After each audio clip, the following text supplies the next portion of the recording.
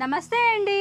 కొండ కోనల్లో నివసించే మా గిరిజనులు వారం రోజుల పాటు ఎంతో ఇష్టంగా జరుపుకునే గంగలమ్మ పండుగ మొదటి రోజు పండుగ ఎలా మొదలు పెడతారో ఎలా చేస్తారో మీకు పార్ట్ 1 వీడియోలో షేర్ చేశాను కదండి.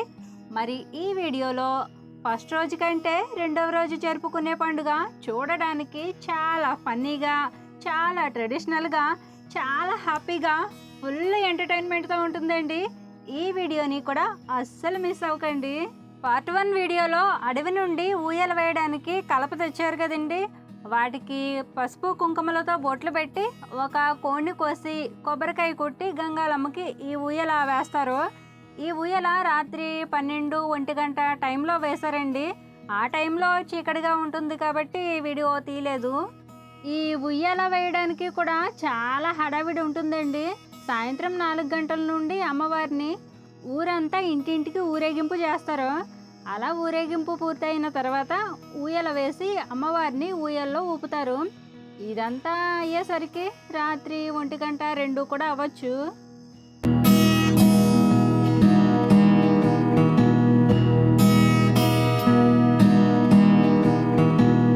ఈ వ్లాగ్లో మీరు ట్రైబల్ కల్చర్ అంతా చూడొచ్చండి. మీకు వీళ్ళు ఆడే ఆట పాట వేట అన్నీ పార్ట్ 2లో షేర్ చేస్తానని చెప్పాను కదండి. అవన్నీ మీకు ఈ వీడియోలో తప్పకుండా షేర్ చేస్తాను.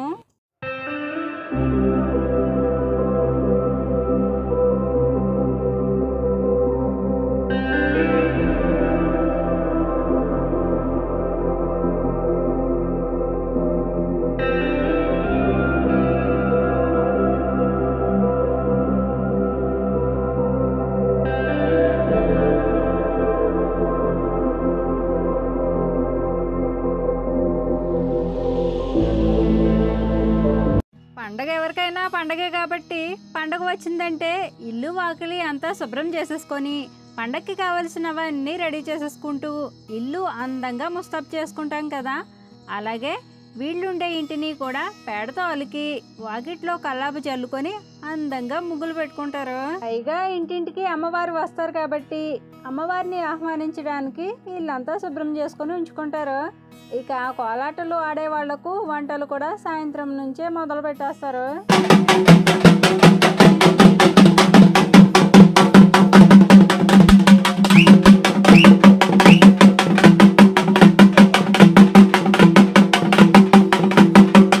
సాయంత్రం అమ్మవారిని ఊరేగించే ముందు ఆడవారు ఇల్లు వాకిలి అలికి ముగ్గులు పెట్టుకొని రెడీగా ఉంచుకుంటారు.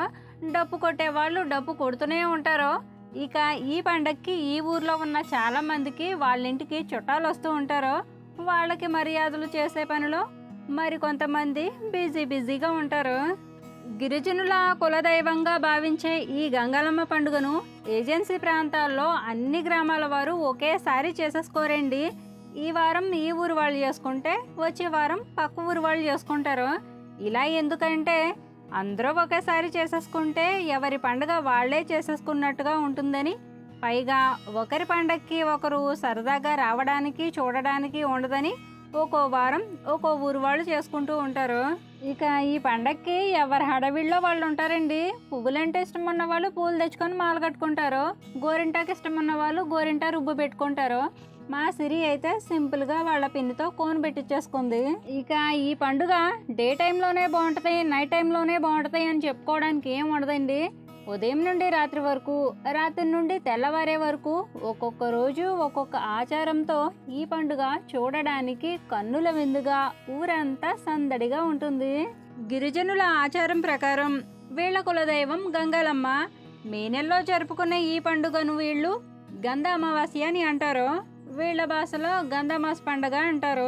వీళ్ళు జరుపుకునే అతి ముఖ్యమైన పండుగ ఈ గంగలమ్మ పండుగ. ఈ పండుగేనండి వీళ్ళకి తొలి పండుగ. మన హిందూ ధర్మంలో చైత్రమాసంలో వచ్చే ఉగాదిని తొలి పండుగగా మనం ఎలా జరుపుకుంటామో వీళ్ళు కూడా ఈ పండుగను తొలి పండుగగా జరుపుకుంటారు. ట్రైబల్స్ ఎక్కువగా కొండ ప్రాంతాల్లోనే ఉంటూ ఉంటారు కాబట్టి వీళ్ళ జీవనాధారం అంతా ప్రకృతి మీద ఆధారపడి ఉంటుంది. అందుకే వీళ్ళు చెట్టుని, పుట్టని, మట్టిని, నేలని అన్నింటినీ దైవంగా భావిస్తారు. నేల తల్లిని నమ్ముకున్నట్టే అడవి తల్లిని కూడా నమ్ముకుంటూ అడవిలో వేట కూడా వేటాడుతూ ఉంటారు. అందుకే అడవి జంతువు ఆకారంలో ఉండే ఒక జంతు బొమ్మని తయారు చేసుకొని దానికి పూజలు చేసి అడవిలోకి వెళ్ళినప్పుడు వాళ్ళు ఎలా వేటాడతారో ఈ పండుగ ద్వారా మనకు తెలియజేస్తారో, దీన్ని బట్టి మనకి వ్యవసాయంతో పాటు వేట కూడా వీళ్ళ జీవనాధారమని తెలుస్తుంది.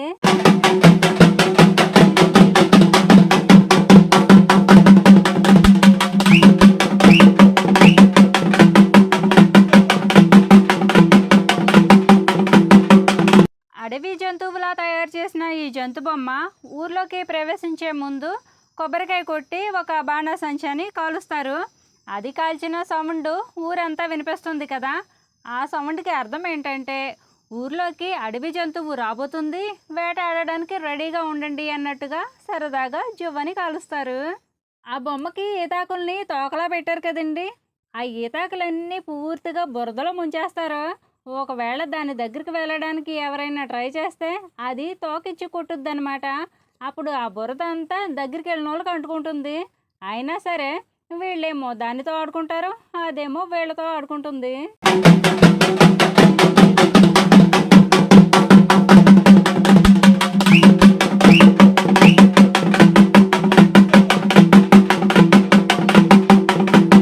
దాని తోకకు పూసిన బురద చాలదన్నట్టు పేడ కూడా తీసి పామేస్తూ ఉంటారు. ఇలా దాన్ని మచ్చిక చేసుకున్నట్టుగా చేసుకుంటూ డప్పు కొట్టుకుంటూ చాలా ప్రేమగా నటిస్తూ అడవి నుండి ఊర్లోకి తీసుకొచ్చినట్టుగా తీసుకొచ్చి దాన్ని వేటగాళ్ళు చూసేటట్టు చేస్తారు. అడవిలో ఉండే జంతువుల్నే వెంటాడి వెంటాడి చంపేస్తారు. ఇక ఊర్లోకి వస్తే ఉండనిస్తారా? ఎలా అయినా సరే వెంటాడి చంపేస్తారు. మరి ఊర్లోకి వచ్చిన జంతువు వీళ్ళను అది వెంటాడుతుందో, వాళ్ళు దీన్ని వెంటాడతారో, ఈ గేమ్ ఎలా ఉండబోతుందో, ఈ గేమ్లో ఎవరు గెలుస్తారో చూసేయండి. ఈ అడవి జంతువు వేషంలో ఉన్న ఈ బొమ్మను వీళ్ళు గొర్ర అంటారండి. అంటే అడవి దున్న అనుకుంటా. అయితే అందులో ఒక మనిషి ఉంటారు. ఈ ఆట 2 గంటల సేపు ఆడుతూ ఉంటారు. అందుకని ఒక్కరే ఉండకుండా మధ్య మధ్యలో మారుతూ ఉంటారు. ఎందుకంటే ఈ గొర్ర ఊర్లో ఉన్న అందరి మీదకు స్పీడ్గా పరిగెత్తుకెళ్ళి దాడి చేస్తూ ఉంటుంది. అలా ఒక్కరే ఆడుతూ ఉంటే లోపల ఉన్న వాళ్ళకి ఆయాసం వస్తుంది కదా. అందుకని మధ్య మధ్యలో మారుతూ ఉంటారు. అడవిలో ఉండే గొర్రెను ఎలాగోలాగా ఊరి మధ్యలోకి లాక్కొచ్చేసారు. ఇక వేటగాళ్ళకి గొర్రెకి మధ్య మహా యుద్ధమే మొదలవుతుంది. ఇది చూడడానికి చాలా ఫన్నీగా ఉంటుందండి. అన్ని వయసుల వారు ఈ ఆటను చూసి చాలా బాగా ఎంజాయ్ చేస్తారు. అడవిలోకి వేటకు వెళ్ళినప్పుడు వేటాడడానికి వేటగాళ్ళు ఎన్ని కష్టాలు పడతారో అవన్నీ ఆ గొర్రెను వేటాడుతూ మనకి చూపిస్తారు. ఈ గొర్రెను వేటాడడానికి ముందు రోజే వీళ్ళు కర్రలతో గనలు తయారు చేసుకుంటారండి. అవి చూడడానికి నిజంగా గన్ షేప్లోనే ఉంటాయి. ఈ ఆట ఆడినంతసేపు ఆ గొర్రె ఊర్లో ఉండే అందరినీ భయపెట్టి పరుగులు పెట్టిస్తూ ఉంటుంది. దాని వెనకాల వీళ్ళు గన్నులు పట్టుకొని పరిగెడుతూ ఉంటారు. పరుగెత్తించేది బొమ్మే అయినప్పటికీ అది చూడడానికి కొంచెం భయంకరంగా కొమ్ములతో ఉంటుంది కాబట్టి అది మన వైపు పరిగెత్తి వస్తుంటే నిజంగానే గొర్రె మనపై దాడి చేస్తుందేమోనన్న ఫీలింగ్ వస్తుంది. అందుకే అది దగ్గరకు వస్తే భయమేసి పరుగులు పెడుతూ ఉంటారు.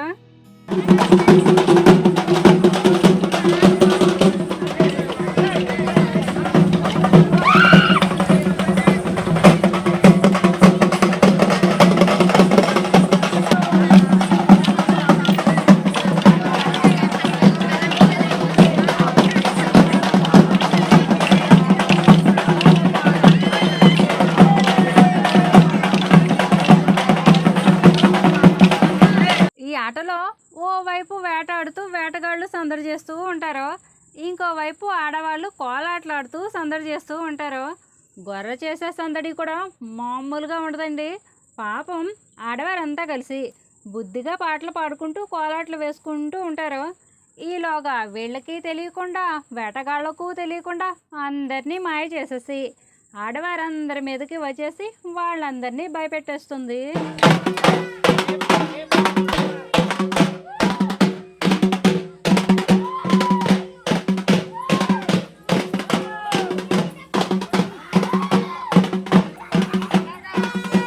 ఇక్కడ కనిపించే వాళ్ళలో ఈ ఊర్లో వాళ్ళు మాత్రమే కాదండి, చుట్టుపక్కల వాళ్ళు కూడా ఉంటారు.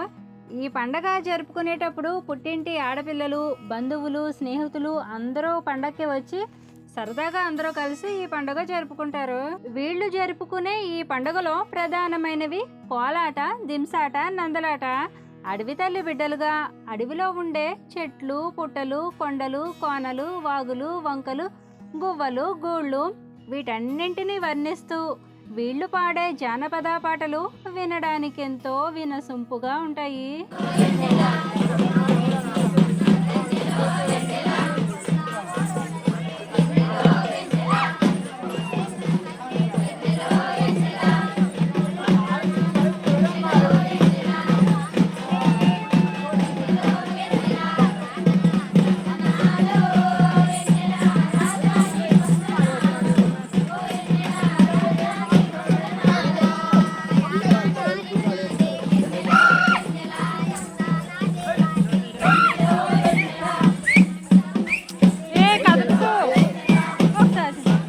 వీడియో తీసేటప్పుడు నాకు ఏది షూట్ చేయాలో అర్థమయ్యేది కాదు. ఏటు చూసినా సందడిగానే ఉండేది.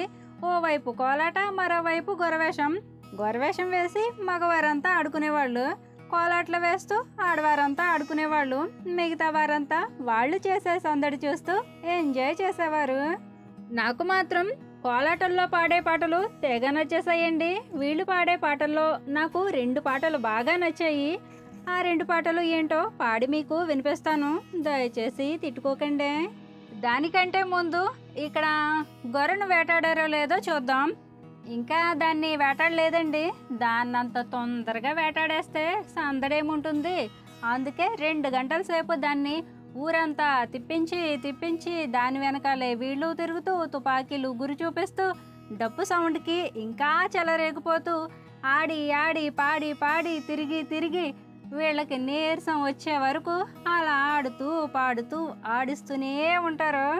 నిజంగా చెప్పండి, ఒక సినిమాకి వెళ్ళినా, షికార్కి వెళ్ళినా, లేదా ఒక పెద్ద రెస్టారెంట్కి డిన్నర్కి వెళ్ళినా ఇక్కడ వీళ్ళు ఎంజాయ్ చేసినంత ఎంజాయ్, వీళ్ళు పొందినంత ఎంటర్టైన్మెంట్ ఇంకెవరైనా పొందగలరా? మనసారా నవ్వగలరా? మనసారా పరిగెత్తగలరా?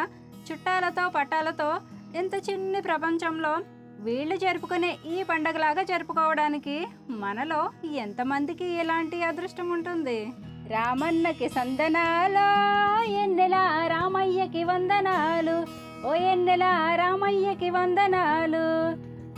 సుక్కల లేడి ఎన్నెల సూది కొమ్ముల లేడి ఎన్నెల భరణి కొమ్ముల లేడి ఎన్నెల బంగారు సుక్కల లేడి ఎన్నెల రామన్నకి సందనాలో ఎన్నెల రామయ్యకి వందనాలు, ఓ ఎన్నెల రామయ్యకి వందనాలు.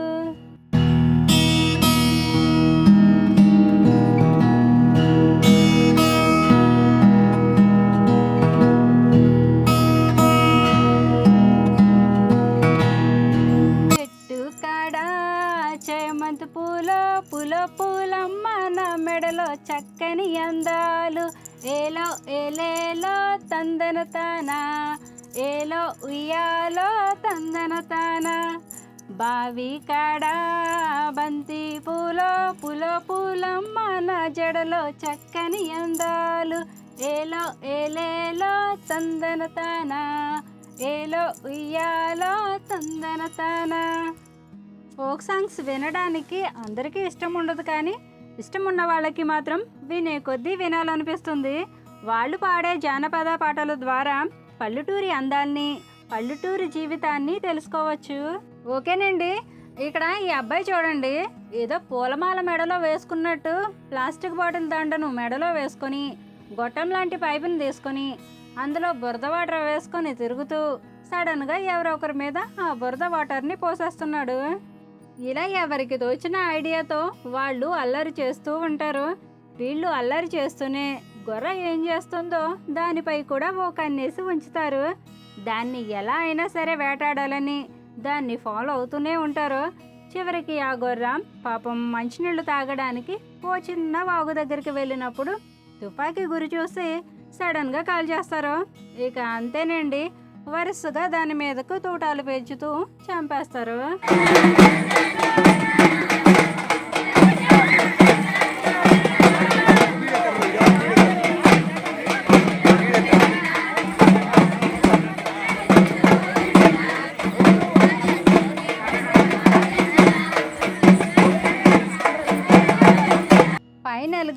గొర్రెను వేటాడి చంపేసిన తర్వాత ఆనందంతో ఊరంతా సంబరాలు చేసుకుంటారు. ఇలా ఎందుకు చేస్తారంటే అడవిలో ఉండే ప్రతి జంతువు పైన మాకు మమకారం ఉంటుంది. ఏ జంతువుకి హాని చేయకూడదని మాకు ఉంటుంది. అయినా సరే మేము చేసేది తప్పే అయినప్పటికీ మాకు వేట జీవనాధారం కాబట్టి మేము చేసే తప్పుల్ని క్షమించమని అడవి తల్లిని వేడుకుంటూ ఈ పండుగ చేస్తారు. అలాగే అడవికి వెళ్ళినప్పుడు అక్కడుండే అడవి మృగాల నుండి విష సర్పాల నుండి ఎలాంటి ప్రాణహాని జరగకుండా తిరిగి మళ్ళీ ఇంటికి రావాలని కూడా ఈ పండుగ చేస్తారు. ఇంకొక ముఖ్య కారణం ఏమిటంటే గిరిజనులు నివసించేది కొండ ప్రాంతాల్లోనే కాబట్టి అడవి నుండి అడవి జంతువులు ఎక్కువగా ఊర్లోకి వచ్చేస్తూ ఉంటాయి. పైగా వీళ్ళు వ్యవసాయం చేస్తూ ఉంటారు కాబట్టి అడవి పందులు లాంటి జంతువులు ఊర్లోకి వచ్చి పంటలు పాడు చేస్తూ ఉంటాయి. అడవి జంతువుల నుండి వ్యవసాయంతో పాటు ఊరి గ్రామస్తులు కూడా క్షేమంగా ఉండాలనే ఉద్దేశంతో కూడా ఈ పండుగ చేస్తారు. ఓకేనండి, వేటగాళ్ళంతా కలిసి గొర్రెను వేటాడి చంపేసిన తర్వాత ఊరి గ్రామస్తులంతా కలిసి అమ్మవారి దగ్గర పెట్టిన విత్తనాలను ప్రసాదంగా స్వీకరిస్తారు. దీనినే వీళ్ళు విత్తనాల పండుగ అని అంటారు.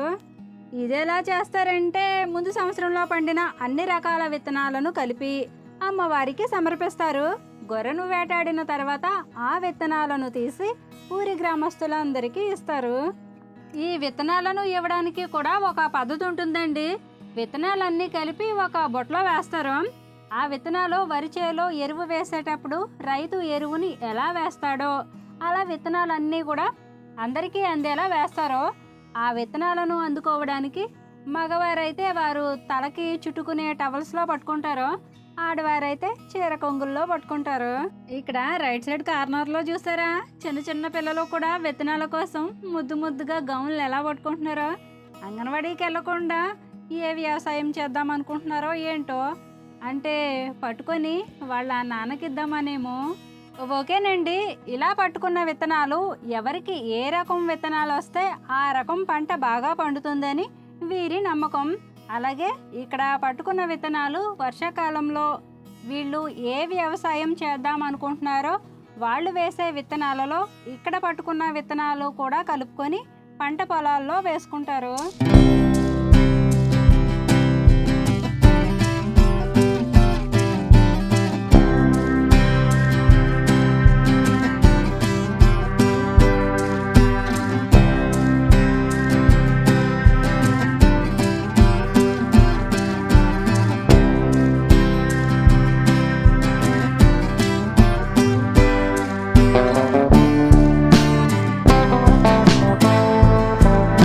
విత్తనాలు మా నాన్న మా సిరి కూడా పట్టుకున్నారండి. మరీ ఎక్కువేమీ వచ్చేవండి, ఏవో కొన్ని మాత్రమే వస్తాయి. అవి రావడమే అదృష్టంగా భావించి పొలాల్లో నాటుకుంటారు. గ్రామస్తులంతా కలిసి విత్తనాలు తీసుకున్న తర్వాత అమ్మవారి దగ్గర పెట్టిన పళ్ళు కొబ్బరికాయలు ప్రసాదంగా స్వీకరిస్తారు. ఆ తర్వాత ఉంటుందండి మళ్ళీ. అది ఎలా ఉంటుందో మీకు పార్ట్ 3 వీడియోలో షేర్ చేస్తానండి. ఏదేమైనప్పటికీ గిరిజనుల ఆచార వ్యవహారాలు వాళ్ళ కట్టుబాట్లన్నీ మనకి ఈ పండుగ ద్వారానే తెలుస్తాయండి.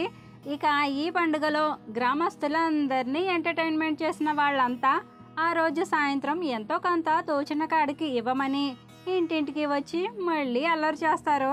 మనం ఎంతో కొంత ఇచ్చేస్తే అవి తీసుకొని వెళ్ళిపోతారు. ఓకేనండి, మా గిరిజనులు జరుపుకున్న ఈ పండుగ మీకు ఎలా అనిపించిందో మీ అభిప్రాయాన్ని కామెంట్ చేసి, మీకు ఈ వీడియో నచ్చితే మా అమ్మ వాళ్లకు ఎంతో కొంత ఇచ్చేసినట్టే మీరు కూడా ఒక లైక్ ఇచ్చేయండి. మరో మంచి వీడియోతో మళ్ళీ వస్తాను. ఉంటానండి. నమస్తే.